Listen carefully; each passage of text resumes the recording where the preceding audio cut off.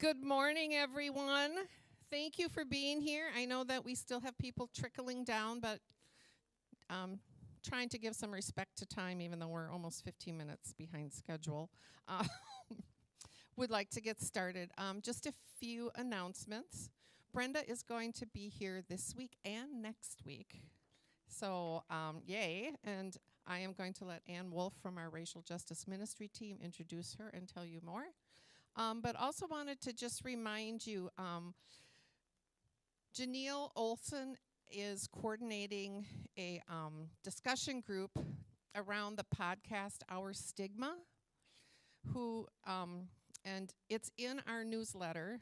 It starts relatively soon, and I think she was going to try to do maybe a morning or an afternoon on Thursdays, maybe in person, maybe in Zoom. I think she was kind of waiting to see what people's interests and availabilities were. But it is in relationship to mental health and substance use disorder and how stigma plays a role in really impeding help, care, comfort for those who live with mental health challenges and substance use disorder. And so it's a fabulous series. Pastor Seth Perry from Elam Lutheran up north here in Scandia is the person who started it. And so if you're interested, send her an email. It's in the newsletter, as well as if you know someone that might be interested. Or maybe even family members. You want to listen to it ahead of time and then have discussion among yourselves, or join them in the discussion. So anyway, take a look at that, pass on the information. And I think that is it for now, so I will let Ann Wolf introduce Brenda Blackhawk. Thank you. Welcome, Brenda. We are so grateful. I just want to preface this with a couple years ago when Vance Black Fox came to be with us for a few days. And much to the surprise of the racial justice team, he said, "I didn't come here to teach you. I came here to heal you." Pastor Peter talked about it all morning, and that's what the repudiation of the doctrine of discovery is about. We handed these out last March 30th, which was the second anniversary of the Catholic Church being the last mainline church to repudiate the doctrine. This is a lot of words on a little bit, and Brenda's going to make it much more clear to us. We are grateful. Thank you, Brenda.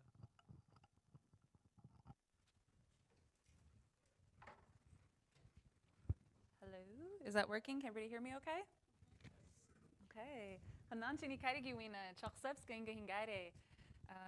Greetings to all of you, all my relatives. I am Chochsepskenga, which means white eagle woman. That's my Ho-Chunk name.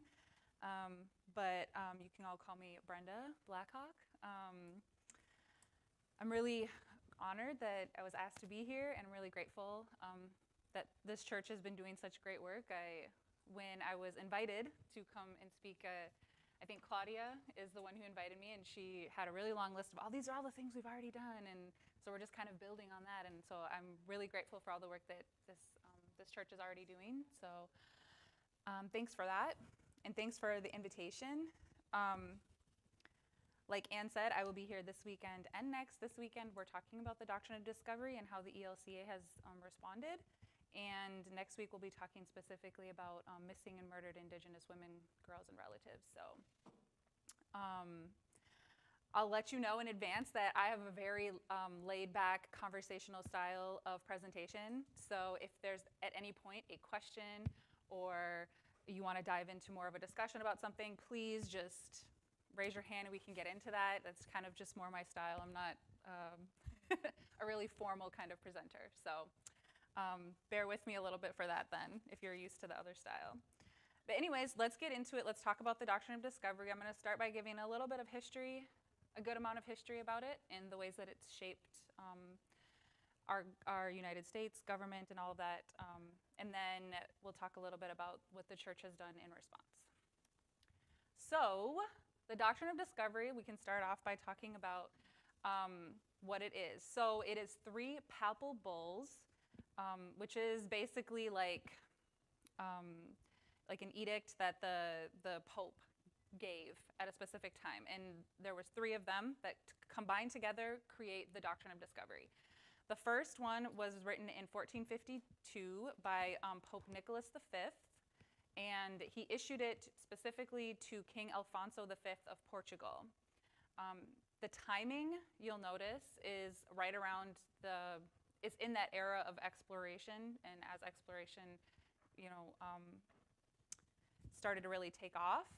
And what it did, this particular one called Dum Diversus, I don't speak Latin, so it's Dum Diversus is what I call it. And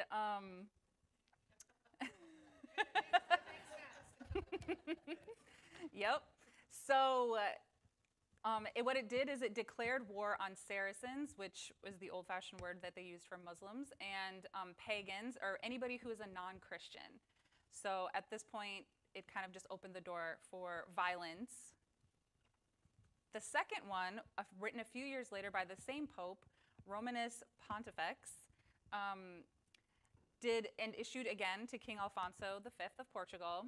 It did go into greater detail about what you could and couldn't do, specifically what you could do, which is pretty much anything. So there was a couple distinct things here. So I think the words speak really well for themselves, so I'm just going to kind of read that. Granted, among other things, free and ample faculty to the aforesaid King Alfonso to invade, search out, capture, vanquish, and subdue all Saracens and pagans whatsoever and other enemies of Christianity. Further in, it says, the kingdoms, dukedoms, principalities, dominions, possessions, and all movable and immovable goods whatsoever held and possessed by them, and to reduce their persons to perpetual slavery. So at this point in history, too, they're not just talking about the Americas. In fact, the United States, or the Americas haven't been discovered yet. So they're actually talking a lot about other areas in the world that they were conquering. So the doctrine of discovery was not targeting the Americas. It was really, at this point, was talking a lot more about Africa and other areas of the world. But you can see here that this isn't about Christianity. This is very much about resources and taking things that you feel like belong to you, that you're conquering, and you're doing it in the name of Christ, which is very different than, yes? We just got back from Portugal, and I believe that the Muslims had attacked Portugal to start off this mess. I mean, the Muslims and the Moors had come from North Africa and had taken over Portugal. I'm not defending you, don't get me wrong. That's just the perspective, that when you go to Portugal, they have this whole litany of the people that invaded them, and it's a long list. And so once the Moors came, that this was the response to get them out. I think that's the story. It could be part of it, for sure. Based on just the geography of that region, they're so close that had been going on for probably thousands of years before a specific incident. They came in, and I believe they wiped out all the religious orders. I think after that there were no more nuns or priests or anything in the country of Portugal. Yeah, I'm not sure about that history, so I can't speak to it. But yeah, I mean, that area and that part of the world, in Europe in particular, right, a lot of that in that time period was conquering and taking from each other. That expanded globally in a different kind of way, for sure. And then the final piece of that was to apply and appropriate to himself and his successors the kingdoms, dukedoms, counties, principalities, dominions, possessions, and goods, and to convert them to his and their use and profit. So again, it's really, the basis is greed, right? We want to have more, which I think is probably something that I think we see a lot in the Bible, but that we're also seeing a lot today as well in our society. And then, quite a while later, in fact, right after the Americas were discovered by Columbus, Pope Alexander VI wrote Inter Caetera, and he issued this to King Ferdinand and Queen Isabella of Spain. And this is the third of the papal bulls that makes up the doctrine of discovery. And you can see that the language has kind of shifted a little bit to you can tell that now we're talking a little bit more about the Americas. So the first thing that I feel like reading through the words here is that it changes the view to non-Christians to be completely non-human. It talks in one sentence very much, it says, very remote islands and even mainlands that hitherto have not been discovered by other, wherein dwell many peoples living in peace. So to say that there's nobody living there, and then in the same sentence basically to say that there's actually lots of people here living in peace, it really reduces those people that are living there to non-human. The other piece of that is that the Catholic faith and the Christian religion are exalted and they should be everywhere increased and spread. So this kind of leads the way to missionaryism kind of, and the bad parts of that, right? They're barbarous nations, again, dehumanizing. And finally, you may be enabled for the honor of God himself and the spread of Christian rule to carry forward. And Christian and rule feel like an oxymoron to me. They feel like they don't go together. But that is very much, at this time, how the Catholic Church and the Pope felt. And that was what essentially gave permission to the kings and queens in Europe to conquer the world. Let me see here.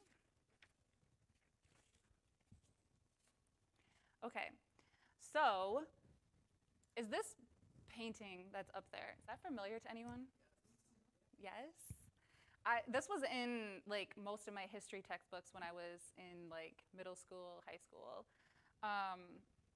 And it is a painting called American Progress. It was painted in 1872 by John Gast. And it maybe is a little small to see, but there is, of course, this white woman floating. And she looks like maybe like an angel or something like that. She's meant to symbolize progress. And you can see coming from the east into the west, you can see like telephone lines. I guess probably not telephone because of the time, but some kind of lines. Stagecoaches. There's in the very front, it looks like maybe miners or explorers, maybe some farmers. There's a train coming. And then in the far western to the west, you can see that there's Native Americans being pushed out. The buffalo herds are running away. And also you'll notice as she's coming from the east, the sky is lightening and there's brightness and there's all this, and the darkness is receding into the west.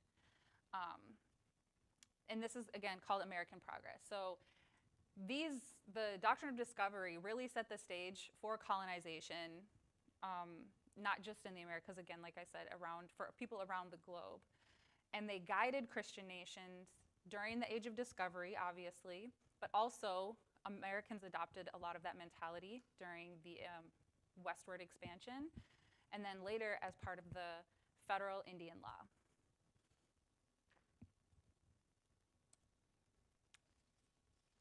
Okay. Yes.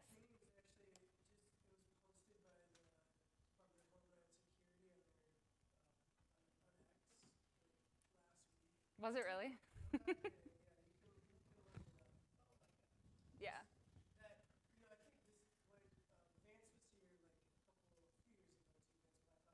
Mm-hmm. Time is not linear was one of the things that I remember him saying a lot. Mm-hmm. And that, to kind of be reposting or kind of re-engaging with this sort of manifest destiny Yes. artwork, again, kind of feels like cyclical, unfortunately. Yeah. Yep, it totally does. Totally. Okay, so it all seems like it was a really long time ago, but it's also, the doctrine of discovery is actually written into our laws here in the United States, where we have said, or our government has said, that there should be a separation between church and state, and there's clearly not, because this Catholic doctrine is within our laws. So we like to talk about the Marshall Trilogy being the beginning of how Indian law is in the United States. And these are kind of like the basis of what it is today. So this was during the time when the Supreme Court chief was Justice John Marshall. So we call it the Marshall Trilogy. There's 3 cases that kind of laid all this groundwork. And let's see, I have some of the background. So the main one that I want to talk about is Johnson v. McIntosh. So this was a case involving 2 men who purchased the same piece of land. The first man, Thomas Johnson, purchased the land from the Indian nation who occupied the land. The second man, William McIntosh, purchased the same land from the US government. The court ruled that the Indian nations did not have rights to their land. The title to the land was established by the British when they colonized and then won the United States in the Revolutionary War. And he cited the doctrine of discovery. This is a quote from him. So the United States then have unequivocally acceded to the great and broad rule by which its civilized inhabitants now hold this country. They hold and assert in themselves the title by which it was acquired. They maintain, as all others have maintained, that discovery gave an exclusive right to extinguish the Indian title of occupation either by purchase or by conquest. So it really laid the basis of not just Indian law, but also the doctrine of discovery has really laid the foundation for how we view land and land transaction in the United States. It's also really important to note. So this map is just a really good visual. It goes from 1800 or it says 1776 to the present, and it shows Indian land, what it was at the beginning of the United States, and then how it just disappears over time. So it's just a really strong graphic that I think is important when we're talking about the doctrine of discovery, because so much of what the doctrine of discovery symbolizes is about land when we talk about it today. And also about how indigenous people were viewed, we were often called the Indian problem because we're in the way of progress. So they found all the ways that they could to move us out of the way. But it's not just the past. Federal Indian law today still quotes and talks about the doctrine of discovery every time that it references the Marshall Trilogy, right? So this is from a case in 2005. This is City of Sherrill versus the Oneida Nation of New York. And in this case, what happened was the Oneida Nation purchased some land, and they wanted to reincorporate it into their tribally run lands. So their like reservation or however that works in their specific tribe. And the city of Sherrill did not want them to do that. They wanted to be able to, tax that land and all of that. So it came to the Supreme Court, and the city of Sherrill won this case. I'm sure you're not surprised. The Oneida Nation was not able to reincorporate that into their governance. And Ruth Bader Ginsburg, a hero to many for many reasons, spoke about it, and she said that too much time had passed since the original wrong. Any remedy now after the passage of time would be too disruptive. It would not be fair to the non-Indian landowners in the region who bought their land. Thus, the court must prevent the tribe from rekindling the embers of sovereignty that long ago grew cold. So it's not history. It's history, but it's also very present reality of how the world is experienced today by indigenous people, anybody working in Indian law. So, yeah, it's not history. Yes? Brenda, isn't there something going on with some of the lands in Minnesota about how it wasn't signed off to the United States properly, and there's now a legal case trying to retrieve it? That's probably very true. I'm not up on that specific case, but there's been lots of instances of that historically. One that comes to mind right now for me is the Black Hills. I don't know if people know about this story, but the Black Hills are very, very sacred to the Lakota people. That is their place of origin, the same way that if you're familiar with Native history here, the Dakota feel about Bedote. That is where creation happened and where they come from. And that is how the Lakota people feel about the Black Hills. And if you know history, you know that the Black Hills were guaranteed to the Lakota in a treaty. And then when they discovered gold in the Black Hills, the government took the land forcibly. And anyways, it came to a court case. This was definitely more than a decade ago now, that they actually won the Supreme Court case that the Black Hills is theirs. And the government said, well, we'll pay you for it now. We'll give you this money. And the tribe has said, no, we don't want the money. We still want the Black Hills. And so it's worth like it's like $1.3 billion or something like that. And the tribe refuses to take the money. They want the land. And anyways, that's what made me think of that, is that there are places and tribes are trying to contest a lot of those treaties and forcible land grabs, and sometimes winning, but not winning exactly what they want. Yeah, for sure. Because we can't undo this, right? It is what it is now, and so we have to work within the system to try to find that healing, and a lot of that comes in relationships. I really appreciated the sermon today in the conversation about healing. So. That's a great segue to talk about how healing is happening and specifically how the ELCA is a part of that. So the ELCA is one of the mainline denominations that has repudiated the doctrine of discovery. At this point, most in the United States have. And we did so in 2016. Certain synods did it much earlier than that. My synod, the Minneapolis Synod, we did it in 2010. So as more synods did it, then the ELC got to a point where they were like, okay, we got to do this.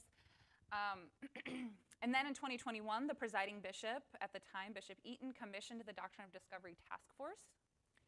And in 2021, also the ELCA Church Council adopted a declaration of the ELCA to American Indian and Alaska Native people. So I'll break these down a little bit more. And I'll make sure that there's plenty of time for questions. So I maybe want to start by saying that I'm one of the people who is on the Doctrine of Discovery Task Force. I work closely with Vance. He's a very good friend of mine. And so I know a lot of this, but not the ins and outs the way Vance does. So, but yes, feel free to ask questions if you have them. So the repudiation, you can read it. It's on the ELCA website. If you go to elca.org/indigenous, you will find all of the great resources that exist for specifically talking about indigenous ministries and tribal relations. But our repudiation has had a couple of, this is what we're going to do kind of affirmations. So they first said, to acknowledge and repent from this church's complicity in the evils of colonialism in the Americas, which continue to harm tribal governments and individual tribal members. And then also to affirm that this church will eliminate the doctrine of discovery from its contemporary rhetoric and programs, electing to practice accompaniment with Native peoples instead of missionary endeavor to them, allowing these partnerships to mutually enrich indigenous communities and the ministries of the ELCA. So this was kind of like a big deal.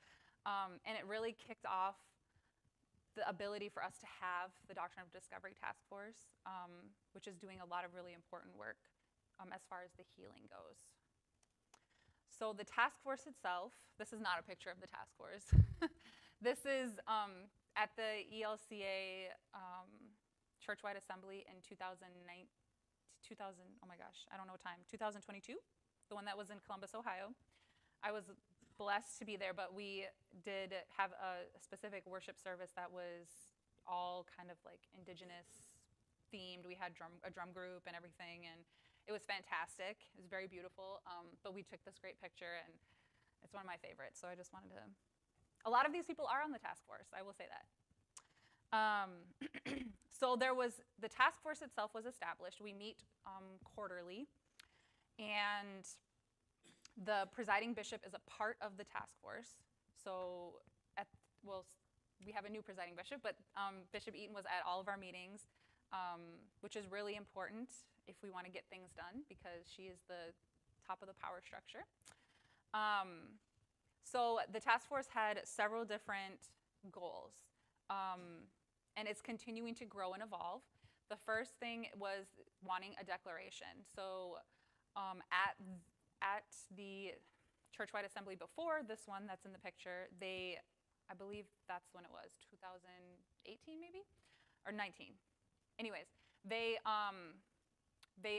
voted and accepted a declaration to people of African descent, right? And so after that great moment, we were like, okay, we want that too. And so that's what one of the first things that the task force did, and we did get that.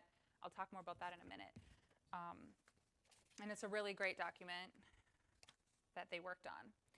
They also had a goal of talking about the settler narrative. This is the one I know the least about. It was one of the initiatives that they started right away, and working with communities and how we tell that story of, is it a story we're telling of conquering, or is it a story we're telling of, settlers and the relationships, the positive relationships as well that were made between the people who settled and the indigenous population. And so just working specifically on how that story is told is kind of what that group was working on. Groups that are like much more active and are doing really good work right now are the Indian boarding schools group. It's like a sub-task force, but they are doing really cool work. First of all, someone has been here to talk about Indian boarding schools, right? So you guys kind of know a little bit about that history. Okay. I won't go too deep into it, but the churches, a lot of churches were given money by the government to run those schools. And they were really horrible situations.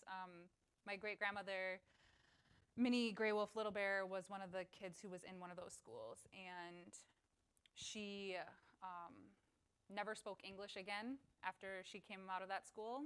She was lucky enough to escape when she was young. She didn't stay all the way till she was an adult, but she refused to speak a word of English after that. It was a very abusive and not good situation. And that's just to give you a little background on that. But many of them were run by churches, and there's hundreds and hundreds of these schools. And so part of why this is important for the doctrine of discovery repudiation is that churches being responsible for a lot of that harm, including our own churches, or more specifically Lutheran churches, right? Because in the time the ELCA didn't exist, but Lutheran churches running those schools. And there aren't a lot that were run by Lutherans, but there are a couple. There's one in Wisconsin. And so what this task force, or the sub-task force, has been working on specifically is gathering research. And so they've started this huge coalition of Lutherans who are basically just willing to do the research. And it's in several regions of the United States. And they're just doing this research and getting all the data and finding all the ways that we can work on telling that story and facilitate healing in that specific area. The other oh yes. I think one of the other really big pieces for me in that is the repatriation of Yes. remains of Mm-hmm. individuals who died at those schools, and Mm-hmm. people, often children, who then have not been kind of brought home to their communities. And I know that that's a big piece of the boarding school work that's unfolding now in a lot of different, like you said, just a lot of different places. Absolutely. Brenda, Yes. you want to repeat that a little bit for the Sure. Audio and video. Yes. So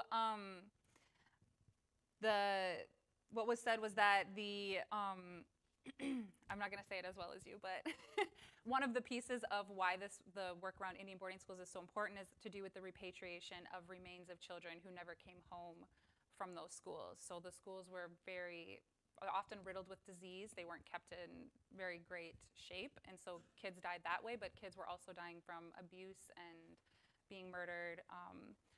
And so a lot of those kids were never brought home. And so part of the government in Canada and previously the government of the United States were working on doing some of that work, and they were gathering the stories and trying to identify the bodies that were buried at these schools. Schools probably shouldn't have cemeteries, and these ones did. So, yeah, I think I repeated that well enough. Yeah. I just wanted to add a little bit to that. A couple of weeks ago at Orange Shirt Day, we talked a little bit about the schools,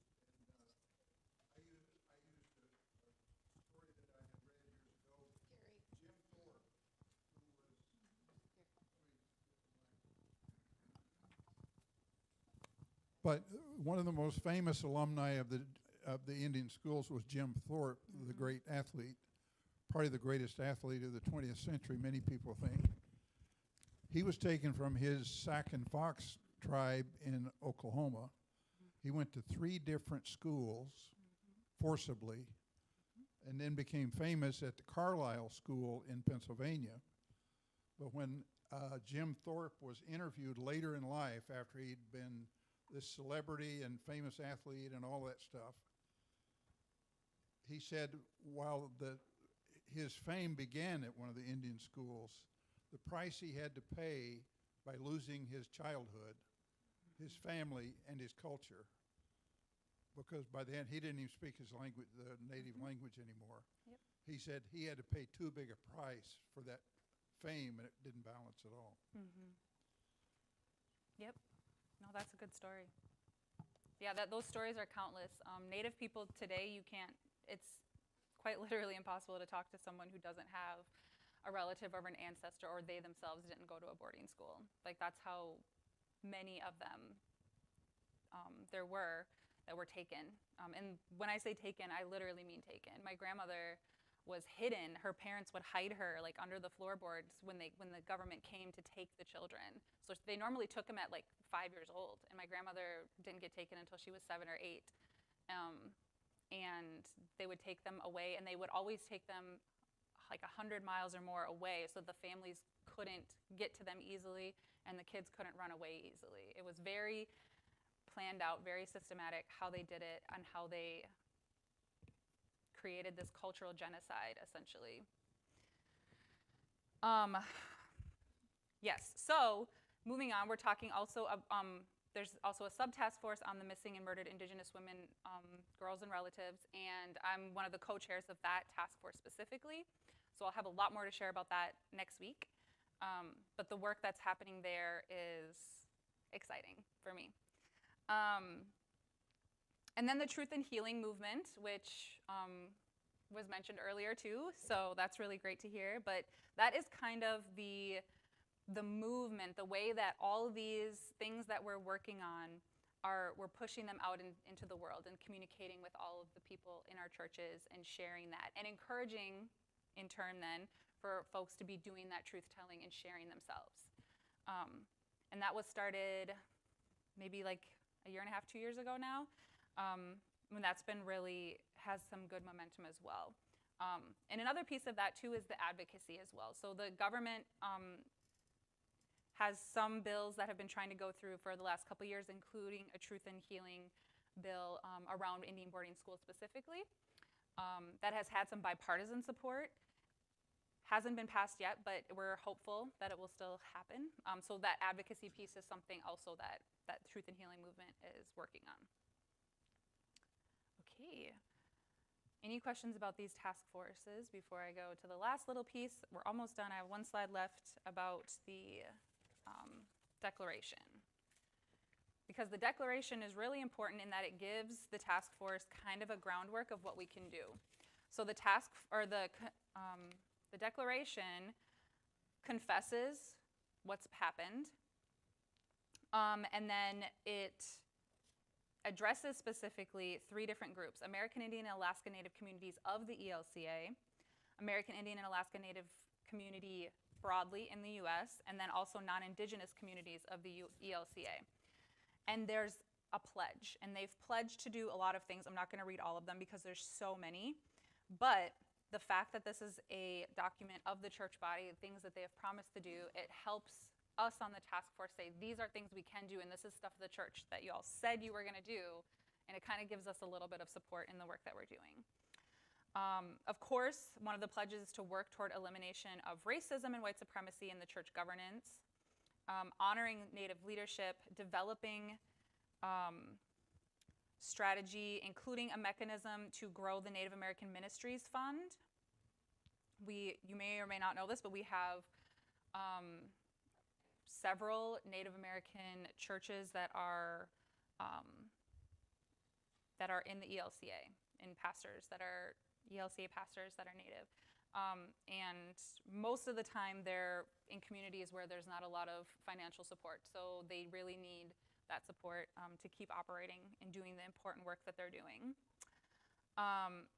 The ELCA pledges to communicate American Indian and Alaska Native concerns, include Indigenous history in any curriculums that are developed, support leadership education and certification processes that are Native-focused and Native-led. That's a really important one, as recently, in the last couple of years, we've developed a theological education for Indigenous leaders. And so that first cohort is going to be ordaining our first Indigenous pastor through that program.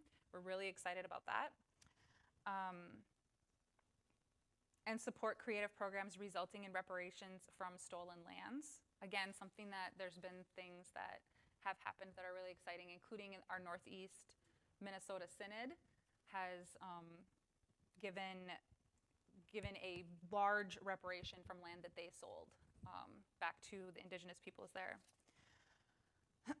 And then it also, of course, pledges to the non-Indigenous communities that they're going to provide educational materials, commit to learning, and supporting the healing of survivors, advocating for policies around Indian boarding schools, MMIW, and supporting tribal nations in their work to preserve language and practice land acknowledgements.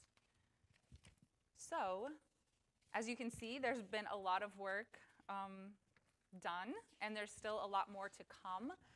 And we'll see what our new presiding bishop brings to the table for this work, and we're really excited about that as well.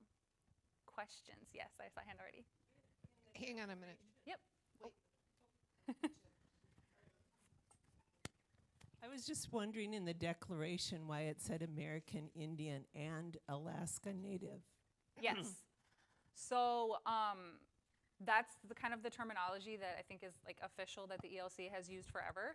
But also, that's the way Alaska Native Indigenous folks like to talk about it. They consider themselves Native, and Alaska Native, that's how they talk about themselves. They rarely say Indigenous. And so that's also an honor to them, because we have quite a few congregations up there in Alaska that are Native congregations. Probably more, there's more in that state than anywhere else in one state. So yeah, we really want to honor that, and yeah, American Indian, that's just the term. The new term is Indigenous. We say Indigenous a lot more, but yeah, it's still like kind of the official language, I guess. Yes. Oh, sorry. Well, obviously, looking back, the church has a black eye over this discovery doctrine. But what was the motive of the Pope at the time? Sometimes religions and countries get taken over by people that don't really represent the religion or the country. Mm-hmm. Maybe he's a crooked Pope. Yeah. No, I'm wondering if the church supported him or he did this for personal greed reasons. Has anyone ever looked into that? Yeah, that's a great question. I don't personally know that. I'm not a historian, but I think too, the history and the place and the time as well is a part of it, right? Like, that was the time of discovery, and that was the time of conquering and building empires, right? That idea of empire really infiltrated, which is interesting because the Bible is very clear, especially Jesus's stuff, that empire is bad, right? So, yeah.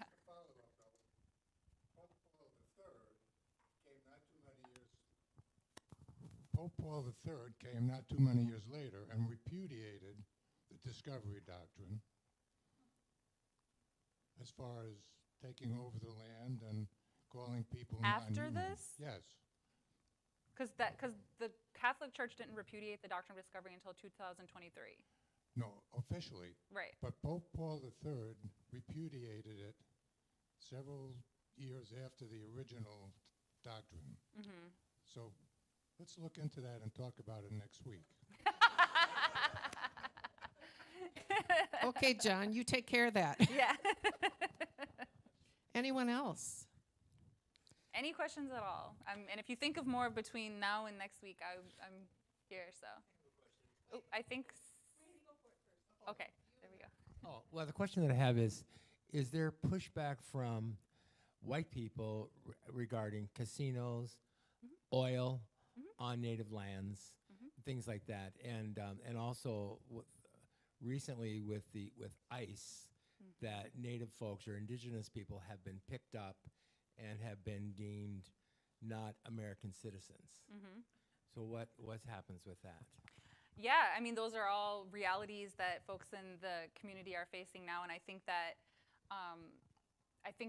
white folks, especially those who live in close proximity to very successful native tribes that have casinos, have really strong feelings about that.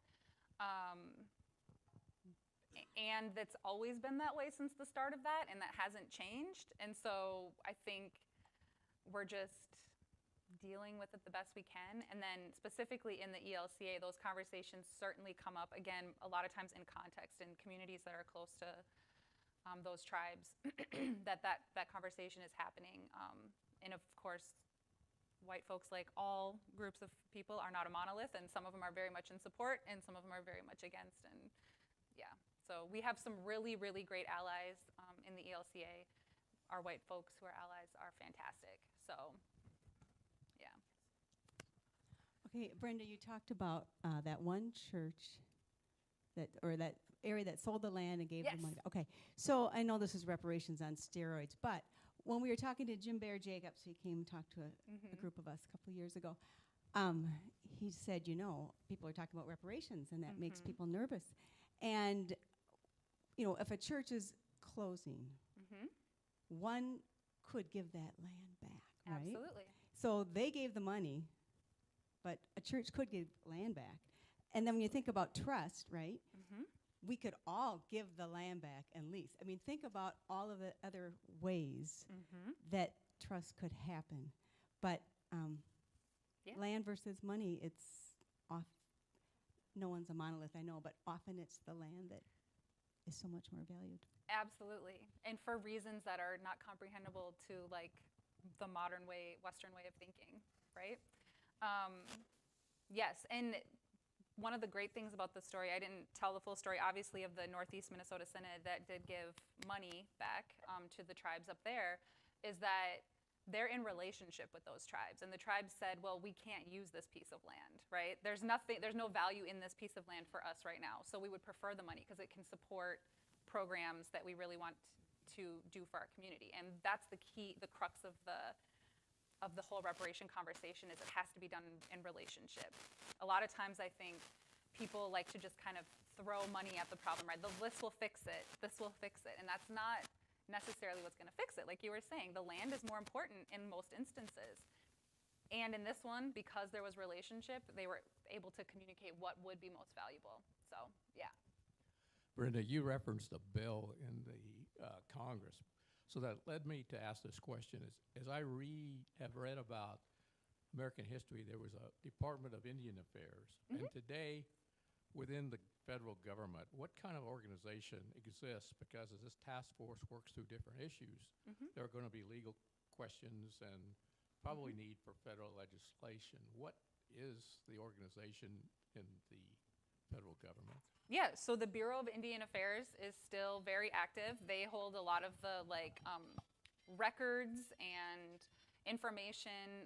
The BIA still, in some reservations, still runs the schools. They do, depending on how much resources a tribe has, the BIA will run things or not, and they'll have as much involvement as the tribe allows them. So the BIA still very much exists. Sometimes helpfully, sometimes not, as all government agencies I think probably are. Yeah, I don't know as much about that specifically, but I don't think that they can do much. And I think a lot of, especially, I don't know all the details, so I don't want to say too much about it, but my understanding with the current administration is that a lot of jobs were let go. A lot of people who work in those departments were let go, or they don't have the funding. And there was a big crisis early on in tribal communities on reservations that they were very concerned about funding all of their programs and doing all the things that were actually written into treaties. When they were moved onto reservations, the tribes are supposed to always receive this from the government. It's part of how we gave up that land. So anyways, I don't know if that fully answers your question, but yes, the Bureau of Indian Affairs still exists. They still do work. I don't know the level of how much. But are they under the umbrella of the Department of the Interior? Yes. Okay. Yep. They're under the umbrella of Department of Interior, for those who didn't hear that. Yes. Anyone else?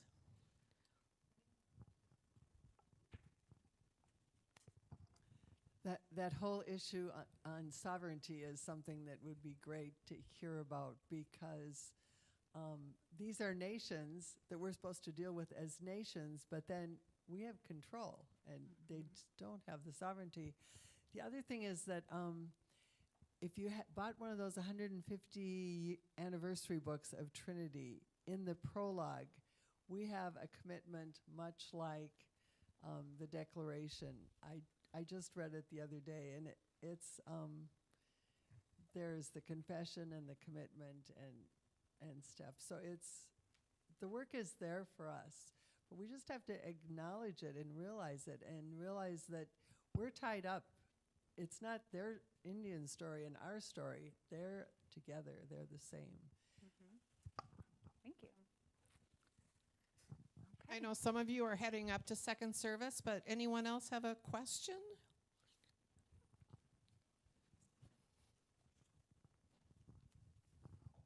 I have a question about how I might find some information about. I grew up in a little town of Wapton, North Dakota, which had a boarding school there for years, and I recently discovered they closed it down in 1966, but it started in 1908. My mother actually taught there for a couple of years, and she moved on, not because she didn't like it, but because she didn't want to work 12 months a year. So she went to the public school system. But where would I go to find information about that school and its history? Where would I discover that? The first place I would look is the Indian Boarding School Healing Coalition, or here, let me see if I can find it. The National American Indian Boarding School and Healing Coalition. We call it NABS for short.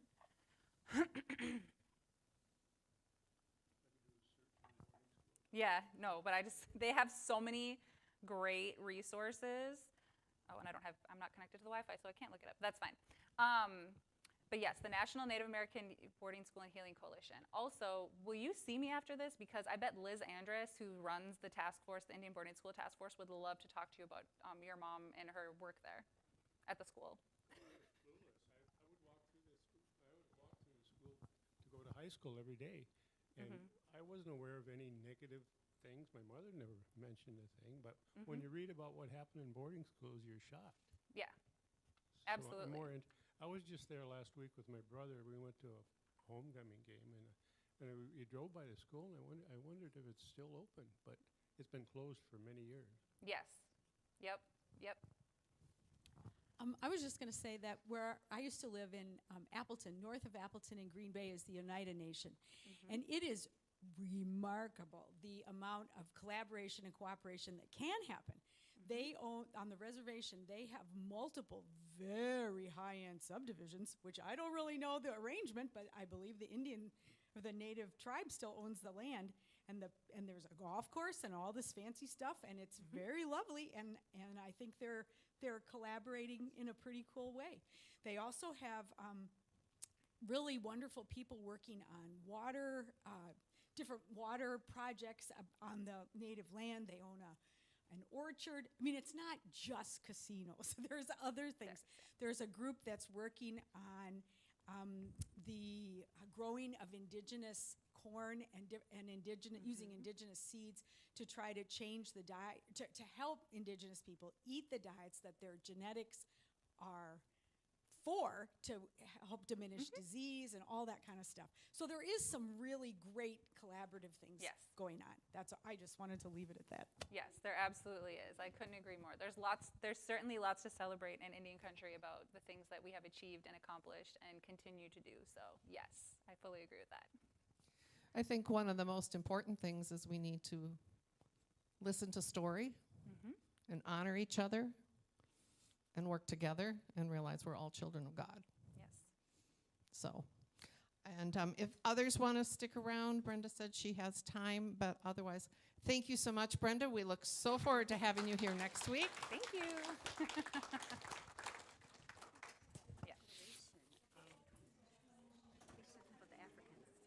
Yeah, there's a, turn this off. There is also a declaration